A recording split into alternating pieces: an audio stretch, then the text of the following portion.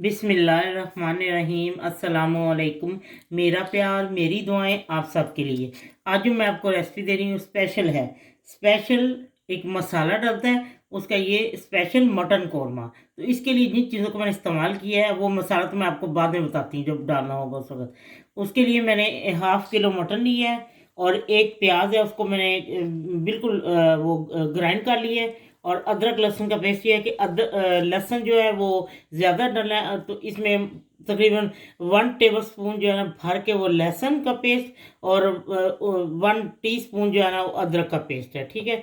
और एक बड़े साइज का टमाटर है उसको भी मैंने ग्राइंड कर लिया है। और जो जो चीज़ें रहती रहती हैं मैं साथ आपको बता दूंगी, ठीक है। 1/2 कप से मैंने थोड़ा यानी 1/4 कप से थोड़ा सा ज़्यादा ये ऑयल है। और अब मैं इसमें ये गर्म हो चुका है, मैं इसमें ये प्याज को जो मैंने ग्राइंड किया वो डालती हूँ।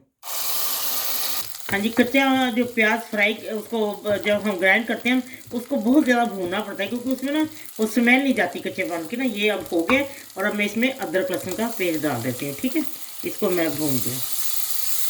ये ख्याल रखें जब आपने प्याज फ्राई करें तो ब्राउन हो जाए, ठीक है, तब बीच में लहसुन अदरक डालें वरना उसका कच्चेपन की जो होती है ना खुशबू या वो नहीं जाएगी, ठीक है। अब मैं इसमें ये टमाटर का पेस्ट डालती हूँ, उसको भूनती फिर मैं आपको बताती हूँ और क्या डलेगा। जी ये भी अब भून चुका है थोड़ा सा। टमाटर का इतना ज़रूरी नहीं, वो प्याज का और लहसुन का था ना, अदरक लहसुन का भी। और मैं 1/2 टीस्पून इसमें सूरख मिर्च डालूंगी और 1/4 टीस्पून इसमें मैं हल्दी डालूंगी और 1/2 टीस्पून मैं इसमें नमक डालूंगी। नमक मिर्च आप इंसान से कम या ज़्यादा कर सकते हैं, ये आप पे डिपेंड करता है। और ये 1/2 टीस्पून देगी मिर्च, ठीक है। इस रंग हांडी का ना वो बहुत ही प्यारा हो जाता है। चलो ठीक है, मैं इसको भूनती फिर मैं आपको बताती हूँ और क्या डालना है, ठीक है। जी ये जो मैंने चीज़ें डाली भून चुकी है। अगर इतनी ना भी भूने तो कोई फ़र्क नहीं पड़ता क्योंकि वो गोश्त के साथ ही तो गलाना ही ना। अब मैं इसमें मटन डाल रही हूँ, ठीक है। और इसको अच्छी तरह भून के मैं आपको दिखाती हूँ कि क्या करना है। हाँ जी, ये गोश्त भून चुके हैं और अब मैं इसमें 1/2 कप मैंने पानी डाल दिया है, इसको हाफ डाउन करना है। जैसे ही आप फिर मैं आपको बताऊंगी जो मसाला इसमें डलता है वो मैं आपको दिखाऊंगी, ठीक है।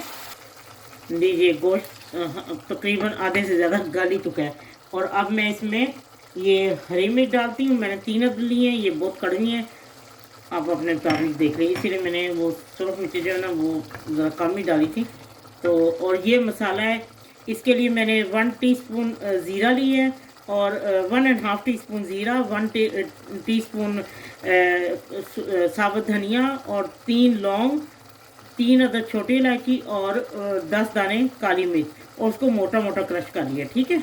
ये स्पेशल मसाला है इसका। हाँ जी, ये अब मैं इसमें योगर्ट डाल देती हूँ। ये 100 ml है ग्राम योगर्ट। इसको अच्छी तरह मिक्स करती हूँ और अब मैं इसको ढक देती हूँ और 5 मिनट के लिए। जब गोश्त में मुकम्मल गल जाएगा और ये सारा कुछ मिक्स भी हो जाएगा, ठीक है। लीजिए गोश्त तैयार हो चुका है। मैंने इसको 10 मिनट लगे हैं मुझे, इसको दम मैंने दिया है। और अब मैं ये देखिए गोश्त हड्डी को छोड़ चुका है, ये गल चुका है, गोश्त बहुत अच्छा गल चुका है।